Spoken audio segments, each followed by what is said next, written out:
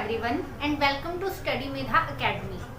आज हम लोग बायोलॉजी के चैप्टर फर्स्ट का 6th लेसन जो है वो करने वाले हैं, जिसमें हम लोग पढ़ेंगे बाइनोमियल नोमेनक्लेचर या फिर साइंटिफिक नेमिंग। इससे पहले की हमारी जो वीडियो थी उसमें हम लोगों ने सिस्टमैटिक्स के बेसिक डिस्कस किए थे और जाना था कि किन किन स्टेप्स से होते हुए एक जो ऑर्गेनिज्म है उसका साइंटिफिक नेम रखा जाता है।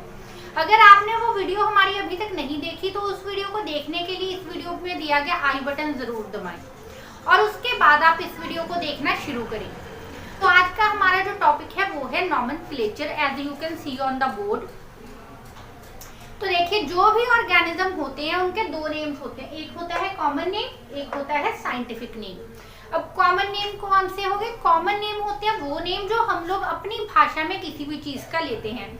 जैसे कि आप ले लीजिए आम। आम क्या होता है? फल है जिसको हिंदी में आम बोलते हैं, इंग्लिश में मैंगो बोलते हैं।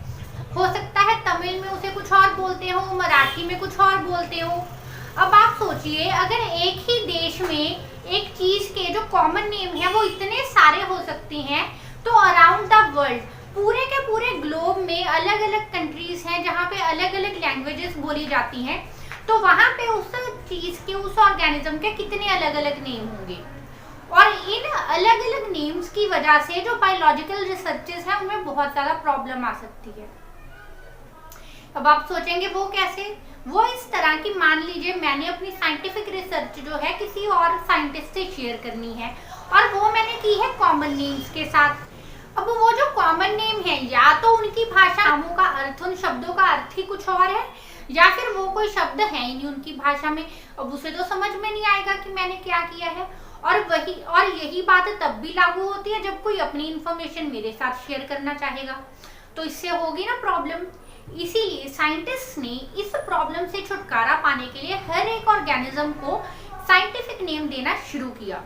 अब ये जो साइंटिफिक नेम होते हैं, ये ऐसे नेम होते हैं जो हर एक ऑर्गेनिज्म का यूनिक होता है और उस ऑर्गेनिज्म के लिए पूरी की पूरी दुनिया में सिर्फ वो एक नाम जो होता है वही साइंटिफिक नेम होता है। और हम लोग जब भी कोई रिसर्च कंडक्ट करते हैं या कोई भी रिसर्च पेपर करते हैं, कोई एक्सपेरिमेंट करते हैं, तो उसमें हम लोग ऑर्गेनिजम्स के सिर्फ और सिर्फ साइंटिफिक नेम्स को ही यूज करते हैं।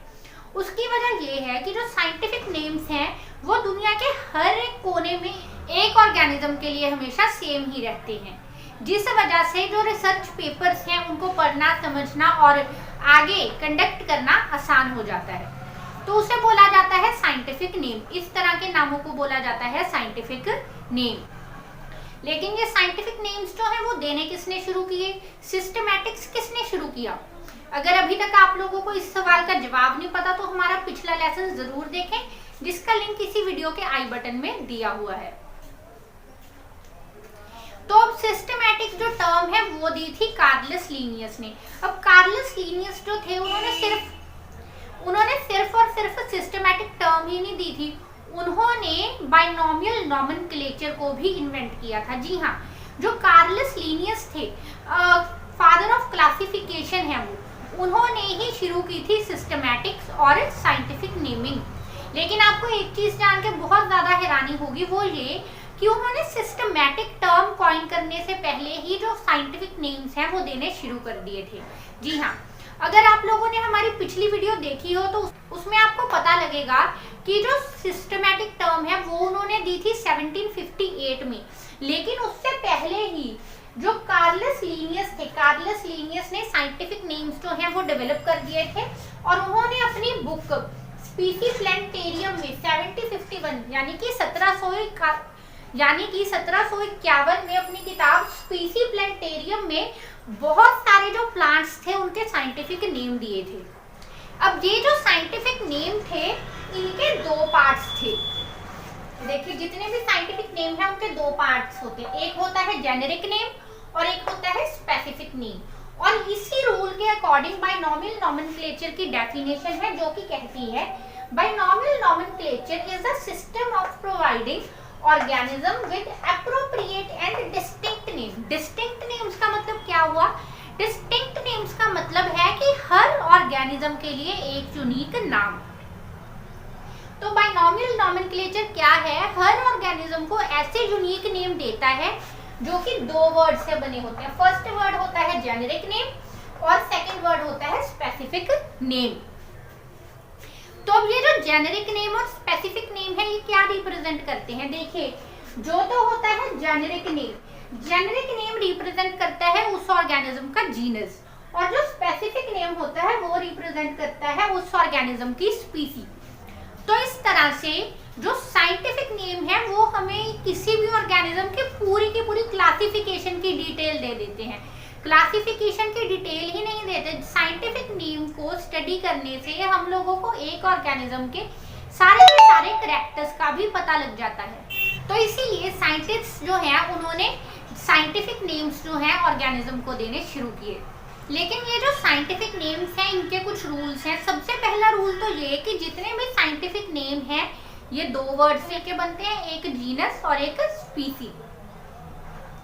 दूसरा रूल ये कि जो जीनस होता है, जीनस हमेशा लिखा जाता है कैपिटल लेटर से। देखिए, जो जीनस होता है वो लिखा जाता है हमेशा कैपिटल लेटर से, और जो स्पीसी होती है, स्पीसी हमेशा ऑर्गेनिज्म की लिखी जाती है स्मॉल लेटर में। तो ठीक है, ये हो गया दूसरा रूल। पहला रूल क्या था कि 2 वर्ड से बनेगा साइंटिफिक नेम। दूसरा रूल क्या कि जो जीनस है वो कैपिटल लेटर से स्टार्ट होगा, स्पीसी स्मॉल लेटर से। तीसरी चीज, हमेशा जीनस लिखा जाता है पहले और स्पीसी लिखी जाती है उसके पीछे। और तीसरा रूल ये कि जब प्रिंट की, ये था हमारा तीसरा रूल। और चौथा रूल ये कि जब प्रिंट किए जाएं, जब साइंटिफिक नेम प्रिंट किए जाते हैं तो हमेशा इटैलिक्स में प्रिंट किए जाते हैं। इटैलिक्स का मतलब क्या है? इस तरह से टेढ़े जो डिजाइन होता है ना माइक्रोसॉफ्ट ऑफिस में, बोल्ड, इटैलिक, अंडरलाइन। तो साइंटिफिक नेम्स हमेशा इटैलिक्स में प्रिंट किए जाते हैं, और जब उन्हें लिखा जाता है, ठीक है, साइंटिफिक नेम जब लिखे जाते हैं तो दोनों वर्ड्स को सेपरेटली अंडरलाइन किया जाता है। फॉर एग्जाम्पल, सॉरी भी यहाँ पे लिखने की जगह थोड़ी कम है लेकिन हम यहाँ पे ट्राई करते हैं। देखिए, मैंगो जो है, मैंगो का साइंटिफिक नेम है मैंगीफेरा इंडिका।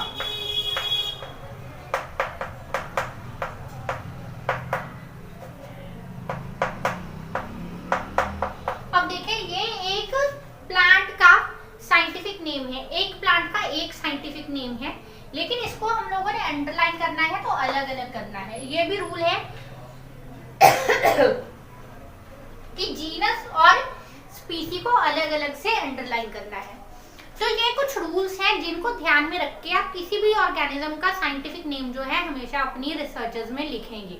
और ये था हमारा आज का lecture about the scientific names. अगर आपको ये लेक्चर अच्छा लगा हो, ये वीडियो इंफॉर्मेशनल लगी हो तो इस वीडियो को लाइक करें, अपने दोस्तों में शेयर करें और हमारे चैनल स्टडी मेधा अकेडमी को सब्सक्राइब जरूर करें। Thank you very much.